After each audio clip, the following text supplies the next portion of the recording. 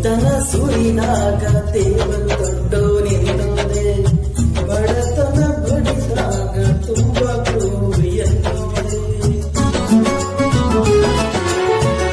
ಅಮೃತ ದೊರೆತಾಗ ಆನ ಪುಣ್ಯ ಅನ್ನೋದೆ, ಅಂಬಲಿ ಉಣ್ಣುವಾಗ ಅಯ್ಯೋ ಕರ್ಮ ಎನ್ನೋದೆ. ನಮಗೆ ಕಷ್ಟ ಬಂದಾಗ ಪರರ ಕಷ್ಟ ತಿಳಿಯೋಣ, ಅವರ ಕಣ್ಣು ಒರೆಸುತ್ತ ನಮ್ಮ ಕಷ್ಟ ಮರೆಯೋಣ.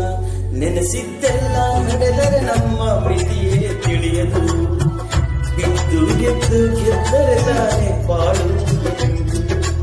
ಸೋಲಲೆ ಬೇಡ ಮನವೇ ಆಟ ಸಾಗಿಸು, ಕಾಲಿನ ಬೀದಿ ಏರುಪೇರು.